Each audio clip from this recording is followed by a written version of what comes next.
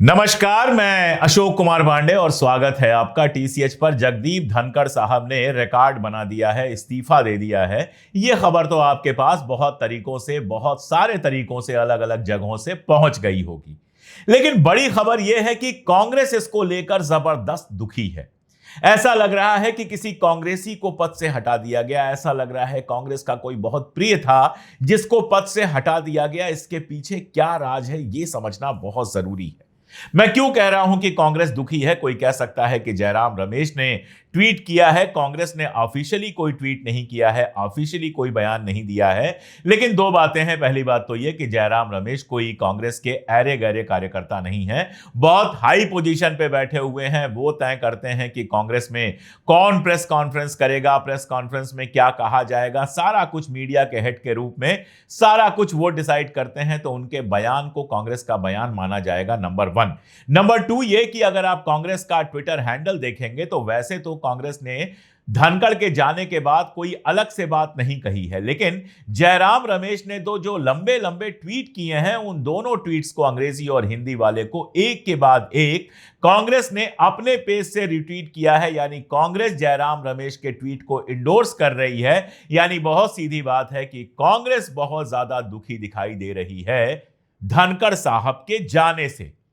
और अगर रमेश साहब के अलावा बात करें तो जेबी माथेर करके एक एमपी हैं कांग्रेस की, उन्होंने भी बाकायदा एएनआई को बयान देकर जो कुछ कहा है वो धनखड़ साहब की विदाई पर व्यक्त किया हुआ दुख है। और रमेश जी का जो बयान है वो तो एकदम दुख भरा हुआ बयान है। ऐसा लगता है कि वो बयान टाइप करते करते 2-4 बूंद आंसू जो हैं वो जयराम रमेश की आंखों से निकल के गिर पड़े होंगे। क्या है वो बयान अगर आप देखें तो उसमें वो कहते हैं कि धनखड़ साहब को अपने इस्तीफे पर पुनर्विचार करना चाहिए, फिर से सोचना चाहिए, इस्तीफा वापस ले लेना चाहिए। दूसरा वो कहते हैं कि धनखड़ साहब अपने पद पर थे तो कृषक समुदाय यानी किसानों को बड़ी राहत थी। अब किसानों को कौन सी राहत पहुंचाई है धनखड़ साहब ने, वो तो सिर्फ जयराम रमेश जी बता सकते हैं। और इसके अलावा उन्होंने देश हित शब्द का इस्तेमाल किया है कि उनका अपने पद पर बना रहना देश हित के लिए जरूरी है। देखिए, एक बात मैं आपको बताऊं, नेताओं का गुस्सा हो, नेताओं की खुशी हो, नेताओं का दुख हो, नेताओं का दर्द हो, नेताओं की हंसी हो, नेताओं के बयान हो, नेताओं का किसी के घर जाना हो, नेताओं का किसी के घर नहीं जाना हो, बिना मतलब के कुछ भी नहीं होता। नेता जो लिखते हैं, जो करते हैं, सबके पीछे कोई ना कोई मतलब छुपा होता है। अगर कोई नेता आपको दिन में 2 बार फोन कर ले तो आप समझ जाइए कि उसका मतलब कुछ ना कुछ जरूर है। मानवीयता, दुख, दर्द जो हमारे आप में होता है वो नेताओं में नहीं होता। तो अगर जयराम रमेश इतना दुख व्यक्त कर रहे हैं उस जगदीप धनखड़ के लिए जिसने गद्दी पर बैठकर राज्यसभा के चेयरपर्सन के रूप में एकदम भारतीय जनता पार्टी के कार्यकर्ता के रूप में काम किया है। आप याद कीजिए, पिछली जो संसद थी उसमें धनखड़ साहब ने शायद रिकॉर्ड बनाया हो। इतने विपक्ष के सांसदों को किसी ने शायद उनके पहले ना निलंबित किया हो जितना उन्होंने निलंबित किया। जब भी कोई विपक्ष का सांसद बोलता था, टोका टोकी करना, विपक्ष का सांसद बोले तो चेहरे पर उदासी ओढ़ लेना, प्रधानमंत्री जी बोले तो एकदम गदगद भाव चेहरे पर दिखाई देना, प्रधानमंत्री के सामने 90 डिग्री में झुक जाना, एकदम सरकार की तरह काम करना। याद कीजिए, 2 छोटी छोटी घटनाएं बस याद दिला दे रहा हूं। प्रमोद तिवारी जी पिछली बार बोल रहे थे, कांग्रेस के सीनियर लीडर है, राज्यसभा के मेंबर हैं, वो बोल रहे थे और उनका जो बयान था वो जिस तरह से हवाई जहाज के किराए हिंदुस्तान के अंदर बढ़े हैं, एयरलाइंस के किराए बढ़े हैं, उस पर वो बात कर रहे थे। कुंभ का वक्त चल रहा था और उन्होंने कहा कि कुंभ में किराए बहुत ज्यादा बढ़ा दिए गए हैं, इनको कम करना चाहिए, सरकार को कंट्रोल करना चाहिए। तो आप बयान याद कीजिए, आसंदी पर बैठकर, राज्यसभा के अध्यक्ष के आसंदी पर बैठकर धनखड़ साहब कहते हैं कि सनातन के लिए इतना त्याग तो किया ही जा सकता है। ये थे धनखड़ साहब। जया बच्चन को बार बार उनके पति का नाम जोड़कर बुलाना, या उनसे लगभग बदतमीजी करना। और ये इकलौती घटना तो है नहीं, किससे नहीं बदतमीजी की उन्होंने। खड़गे साहब से बदतमीजी की, जिससे कर सकते थे उससे किया। सरकार के फायदे के लिए जितना धनखड़ झुक सकते थे उतना झुके। और देखिए बहुत साफ साफ कि जिस दिन इतिहास लिखा जाएगा राज्यसभा के अध्यक्षों के बारे में, उपराष्ट्रपतियों के बारे में, मैं बिना किसी शर्म के कह रहा हूं कि सबसे घटिया जो उपराष्ट्रपति और राज्यसभा के अध्यक्ष माने जाएंगे, लिस्ट में जो सबसे घटिया रूप में लिखे जाएंगे, उनमें जगदीप धनखड़ काफी ऊंचे नंबर पे होंगे। और ऐसे आदमी के लिए अगर कांग्रेस दुखी है तो उसके पीछे क्या कारण है, उस कारण पे बात करेंगे। लेकिन उसके पहले एक बात तो बहुत साफ है, और वो ये है कि धनखड़ साहब ने किसी स्वास्थ्य वगैरह के कारण से इस्तीफा दिया हो, इस पर शायद ही किसी को भरोसा हो, शायद ही कोई ये बात मान रहा हो कि उन्होंने स्वास्थ्य कारणों से इस्तीफा दिया। आप सोच के देखिए, कांग्रेस दुख दिखा रही है, कांग्रेस दुखी है, जयराम रमेश जो है वो ट्वीट कर रहे हैं, कांग्रेस उसको रिट्वीट कर रही है। लेकिन नरेंद्र मोदी जी का ट्वीट जो है वो रात को नहीं आता है, सुबह नहीं आता है, 12 बजे के आसपास ट्वीट आता है। फडणवीस को जन्मदिन की बधाई दे देते हैं, अजित पवार को जन्मदिन की लंबी लंबी बधाई दे देते हैं, लेकिन धनखड़ पर जो ट्वीट आता है वो देख के ऐसा लग रहा है कि इज्जत नहीं दी गई है, डंडा मारा गया है। उसमें साफ साफ ये लिख दिया उन्होंने कि आपने बहुत सारे पदों पर जिम्मेदारी निभाई और आप जल्दी से स्वस्थ हो जाइए। इसका मतलब क्या है? इसका मतलब यह समझ में आता है कि आपको बहुत सारे फायदे दिए गए पार्टी की तरफ से, फिर भी आपने पार्टी से वफादारी नहीं निभाई, जरा सा भी सम्मान, जरा सा भी शुक्रिया नहीं है। यह भी नहीं लिखा है कि तमाम पदों पर रहते हुए आपने देश की सेवा जो की उसके लिए मैं हृदय से आभारी हूं। कुछ भी नहीं, एकदम रूखा सूखा ट्वीट करते हैं मोदी और कांग्रेस दुख मनाती है। यह बेहद मजेदार है। राहुल शिवशंकर जो सरकार के करीबी पत्रकार माने जाते हैं, उनका ट्वीट सुबह सुबह आया, जिसका मतलब यह है कि किसी भी तरह की विदाई, किसी भी तरह का स्वागत, किसी भी तरह का सम्मान जो है वो जगदीप धनखड़ को नहीं दिया जाएगा। यानी जगदीप धनखड़ ने सिर्फ इस्तीफा नहीं दिया है, बड़े बेआबरू होकर तेरे कूचे से निकले हम वाला मामला उनके साथ लागू हो रहा है। अगर कल का देखें तो कल दोपहर तक वो काफी एक्टिव थे। संसद की एक कमेटी की मीटिंग बुलाई गई जो डिसाइड करती है संसद में किन किन मुद्दों पर, बिजनेस कमेटी जिसको बोलते हैं, संसद में किस किस मुद्दे पर बातचीत होगी। उसमें भारतीय जनता पार्टी के नेता नहीं आए, नड्डा साहब नहीं आए उसमें। उसके बाद यह हुआ कि अगले दिन वो लंच देंगे, लंच पर कमेटी को बुलाएंगे। अब तो उपराष्ट्रपति ही नहीं है, अब लंच क्या देंगे। जयपुर जाने वाले थे 23 जुलाई को, उसका बाकायदा आ गया था सामने सारा कुछ, प्रेस नोट उसका आ गया था। यानी 23 जुलाई को जयपुर में उनको रियल एस्टेट डेवलपर्स संघ के साथ जो है वो वार्ता करनी थी, बातचीत करनी थी। यानी उनके प्रोग्राम सब चल रहे थे। अब स्वास्थ्य कुछ ऐसा तो है नहीं, या तो ऐसा होता कि किसी को दिल का दौरा पड़ जाए या कोई ऐसी चीज हो जाए और डॉक्टर मना कर दे। ऐसा कुछ हुआ नहीं। जैसे परसों थे वैसे ही कल थे, वैसे ही आज होंगे। तो अगर सारी प्लानिंग बन रही थी बाहर जाने की, मीटिंग कराने की, इसकी उसकी, और इन सब के बीच में उन्होंने इस्तीफा दे दिया, तो यह स्वास्थ्य कारण तो नहीं है, ऐसा सब जानते हैं। एक खबर यह आ रही है कि राजनाथ सिंह के घर पे सारे सांसद भारतीय जनता पार्टी के इकट्ठा हुए थे और वहां पर सादे कागज पर उनसे सिग्नेचर कराया गया। इससे यह खदशा हो रहा है, इससे यह आशंका जताई जा रही है कि उपराष्ट्रपति महोदय का इंपीचमेंट होना था।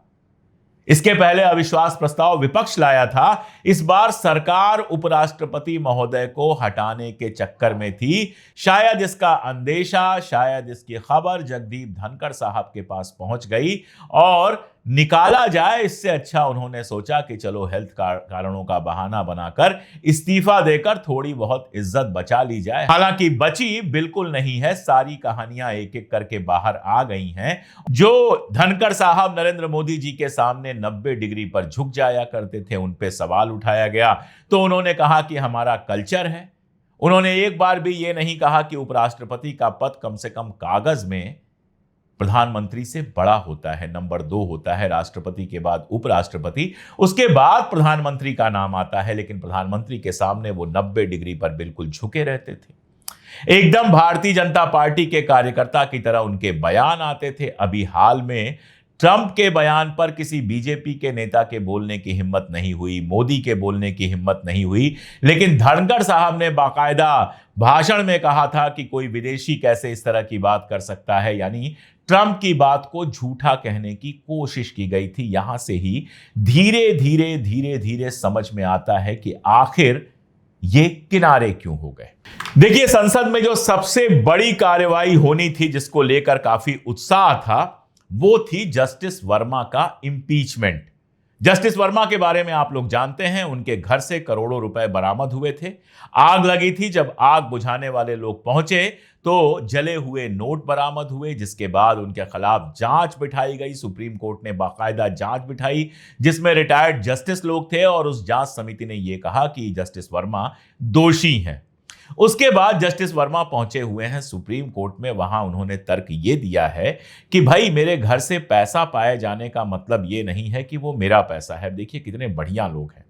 एक हम लोगों के घर हैं कि कमबख्त अपने पैसे भी वहां नहीं मिलते, रख दो 10-5 हजार रुपए तो 2-4 दिन में उड़ जाते हैं, खर्च हो जाते हैं। और एक इनका घर है जहां करोड़ों रुपए रखे हुए हैं, आग में जल जाते हैं, और हमारे जस्टिस वर्मा साहब को पता ही नहीं है कि वो किसका पैसा है। अब इंपीचमेंट के लिए बताया जा रहा है 100 से ज्यादा सांसदों ने हस्ताक्षर कर दिया था। यह इंपीचमेंट पहले राज्यसभा में मोशन आना था। राज्यसभा के चेयरपर्सन हैं तो कल तक थे, अब थे जगदीप धनखड़ साहब। जस्टिस वर्मा के इंपीचमेंट को लेकर यह कहा जा रहा है कि धनखड़ साहब जो हैं वो खुद भी एक्टिव थे और वो चाहते थे यह इंपीचमेंट शुरू हो जाए। अब सारी बातचीत से ऐसा लग रहा है कि जस्टिस वर्मा की इंपीचमेंट ना हो, इसलिए जगदीप धनखड़ को इस्तीफा दिलवाया गया या उनको मजबूर कर दिया गया इस बात पर कि इस्तीफा दे दे। सवाल यह है कि जस्टिस वर्मा के घर पर करोड़ों कैसे पहुंचे? वो करोड़ों किसके थे? कौन सी हिम्मत पर, कौन सी बिना पर जस्टिस वर्मा गए हैं सुप्रीम कोर्ट और कह रहे हैं कि जरूरी नहीं कि यह पैसा मेरा है? क्या जस्टिस वर्मा के पास सरकार का कोई ऐसा राज है, या सरकार के किसी खास का कोई ऐसा राज है जिससे सरकार डर रही है? क्या सरकार को यह डर है कि सुप्रीम कोर्ट में जस्टिस वर्मा बता देंगे कि यह पैसा किसका है? क्या जस्टिस वर्मा सरकार को रैंसम कर रहे हैं, धमकी दे रहे हैं कि अगर मेरा इंपीचमेंट शुरू हुआ तो मैं बता दूंगा कि वो पैसा किसका है? ये सारे सवाल हवा में हैं। इनमें से किसी का जवाब कोई दे नहीं सकता, लेकिन जिस तरह से जगदीप धनखड़ को हटाया गया और जिस तरह से जगदीप धनखड़ के हटाने के बाद भाजपा का कोई रिएक्शन नहीं है और कांग्रेस बेहद दुखी नजर आ रही है, क्या कोई बड़ा खेल बिगाड़ दिया गया है? क्या इस इंपीचमेंट के चलते सरकार डरी हुई थी, सरकार नहीं चाहती थी कि इंपीचमेंट हो? ये पहला सवाल है। ये पहला सवाल है, पहली वजह सामने आती है जिसकी वजह से धनखड़ को हटाया गया। वो वजह ये कि शायद सरकार नहीं चाहती है कि जस्टिस वर्मा का इंपीचमेंट हो। अगले 4-5 दिन में ये क्लियर हो जाएगा। अगर इंपीचमेंट की प्रक्रिया नहीं शुरू होती है, इसका मतलब साफ है कि कहीं ना कहीं धनखड़ को हटाए जाने के पीछे जस्टिस वर्मा के घर में मिले करोड़ों रुपयों का खेल था। दूसरा, पिछले कुछ दिनों से आप देखते हैं कि जो धनखड़ साहब हैं वो जरा जरा से बदले हुए नजर आते थे। एक कार्यक्रम में उन्होंने बाकायदा कृषि मंत्री शिवराज सिंह चौहान से पूछ लिया कि क्या आपने किसानों से किया हुआ वादा निभाया?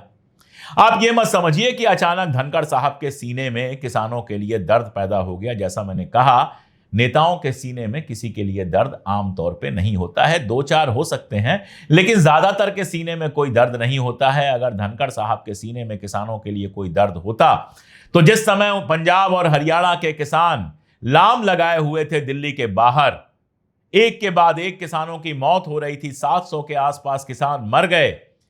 कृषि बिल जब आए हुए थे उस समय कृषि बिल की रक्षा कर रहे थे। वो कृषि बिल के समर्थन में बाकायदा बयान दे रहे थे। जाट कहते हैं खुद को, किसान कहते हैं, लेकिन जाटों और किसानों के साथ जाकर खड़े नहीं हुए थे। तो जो धनखड़ साहब कभी किसानों के साथ नहीं खड़े हुए उस पूरे आंदोलन में, उनको अचानक किसानों से किए हुए वादे कैसे याद आ गए, ये आप भी समझ सकते हैं। ऐसे ही कल की मीटिंग में बताया जा रहा है कि उन्होंने कहा ऑपरेशन सिंदूर पे आप जितनी चर्चा करना चाहते हैं हम करने का मौका देंगे, विपक्ष को यह कहा उन्होंने। और उसके बाद ही खेल शुरू होता है उनके इस्तीफे का। तो धनखड़ साहब क्यों बदल रहे थे? बदल रहे थे ये तो दिख रहा था। क्या उनकी अंतरात्मा जाग गई थी? नेताओं के अंदर आमतौर पर कोई अंतरात्मा जैसी चीज नहीं होती है। नेताओं के अंदर गणित होता है, किधर फायदा किधर नुकसान, और उसी के हिसाब से उनकी अंतरात्मा जागती है। कांग्रेस से भाजपा में चले जाते हैं, भाजपा से कांग्रेस में चले जाते हैं और कहते हैं अंतरात्मा जाग गई। तो धनखड़ साहब की भी अंतरात्मा होने पर मुझे कोई भरोसा नहीं है। लगता यह है कि धनखड़ साहब जो जबरदस्त तरीके से सरकार की चमचागिरी कर रहे थे, सरकार के सामने झुके जा रहे थे, मैंने पहले भी कई प्रोग्राम्स में कहा है कि उनका ख्वाब यही रहा होगा कि अगले राष्ट्रपति वो बन सकते हैं। तो जब तक उनको अगला राष्ट्रपति बनने की उम्मीद थी तब तक तो वो पूरी निष्ठा से सरकार की चमचागिरी किए जा रहे थे, सरकार के पक्ष में सारी कार्यवाहियां किए जा रहे थे। लेकिन ऐसा लगता है कि उनको ये इशारा मिल गया था कि अगला राष्ट्रपति बनने की कोई खास उम्मीद नहीं है। उनके राष्ट्रपति होने की, एक जाट राष्ट्रपति की भारतीय जनता पार्टी को कोई खास जरूरत नहीं है। खास तौर पर हरियाणा चुनाव जीतने के बाद जहां जाट स्पष्ट तौर पर दिखाई दे रहा था कि कांग्रेस के साथ बड़ी संख्या में है, लेकिन जाटों का एक बड़ा हिस्सा भाजपा के साथ भी था और वो आराम से चुनाव जीतती है। उसके बाद जगदीप धनखड़ की कोई खास जरूरत नहीं रह जाती है राष्ट्रपति के तौर पे। इसके अलावा जगदीप धनखड़ एक विद्वान व्यक्ति हैं, इसमें कोई दो राय नहीं है। लायर रहे हैं, बड़े वकील रहे हैं, देवीलाल के साथ राजनीति शुरू करते हैं, कांग्रेस में आते हैं, उसके बाद बीजेपी में आ जाते हैं। ये सब कहानी सब जानते हैं, वोकल भी हैं, लगातार बोलते रहते हैं। तो सरकार को यह भी डर हो सकता है कि कहीं राष्ट्रपति होने के बाद हाथ से निकल ना जाए। जो भी हो, इतना तो साफ नजर आता है कि धनखड़ साहब को समझ में आने लगा था कि अब राष्ट्रपति नहीं बन सकता, तो फिर थोड़ा सा अपना रोष, थोड़ा सा अपना गुस्सा, थोड़ा सा अपनी अंतरात्मा दिखा रहे हो, या फिर कांग्रेस के साथ या बाकी विपक्ष के साथ मिलकर कोई खेल खेल रहे हो कि मुझे राष्ट्रपति का चुनाव तुम लोग लड़वाओ। कुछ नहीं कहा जा सकता कौन कब किधर जाके खड़ा हो। इसकी भनक मोदी जी को मिली हो, क्योंकि खबर यह आ रही है कि कई प्राइवेट मीटिंग्स में उन्होंने सरकार के बारे में उल्टा सीधा कहा है। और बहुत मुमकिन है कि यह खबर जब मोदी जी को मिली हो और साथ में जस्टिस वर्मा का मामला था ही, तो अपनी विदेश यात्रा से ठीक पहले उनका इस्तीफा करवा दिया गया। अब वजह कुछ भी हो सकती है। ये दो वजहें सबसे बड़ी दिखाई दे रही हैं। अगला उपराष्ट्रपति कौन बनेगा, इस पर मैं बात इसलिए नहीं कर रहा हूं क्योंकि वो लंबी चौड़ी प्रक्रिया है। ये मत समझिए कि वो हटेंगे, किसी को लाके बिठा दिया जाएगा। बाकायदा वोटिंग होती है, बाकायदा प्रोसेस होगा, उसमें 3-4 महीना लगेगा। तो बिहार चुनाव से जुड़ेगा ये कह पाना मेरे लिए बड़ा मुश्किल है। बिहार चुनाव अक्टूबर-नवंबर में होने हैं, तब तक उपराष्ट्रपति का चुनाव हो जाएगा कि नहीं हो जाएगा कोई नहीं जानता। नीतीश कुमार की बात की जा रही है, वो सब जब सामने आएगा तो देखा जाएगा। लेकिन अभी एक बात बहुत क्लियर है, मोदी सरकार में आप कितनी भी चमचागिरी कर लीजिए, कितना भी 90 डिग्री पे झुक जाइए, जरा सा इधर उधर होंगे तो आपको निकाल कर फेंक दिया जाएगा। वो एक मुहावरा है, बहुत फेमस मुहावरा है, दूध में से मक्खी की तरह निकाल कर फेंक दिया जाएगा। धनखड़ साहब ने बहुत कोशिश की मोदी के करीबी बनने की। धनखड़ साहब ने बहुत कोशिश की भारतीय जनता पार्टी के नेता के रूप में राज्यसभा चलाने की, सब कुछ किया, लेकिन कहीं जरा सा मामला फिसला और अब वो दूध से मक्खी की तरह निकाल कर फेंक दिए गए हैं। लगभग उनका राजनीतिक वनवास तय हो गया है। जहां तक पहुंचना था वहां तक पहुंचे। कुछ दिनों में खबरों से भी बाहर हो जाएंगे, या फिर जम्मू कश्मीर के पूर्व राज्यपाल मलिक साहब की तरह बयान देते रहेंगे, उसका कोई खास असर होगा नहीं। आज के लिए इतना ही, बहुत शुक्रिया।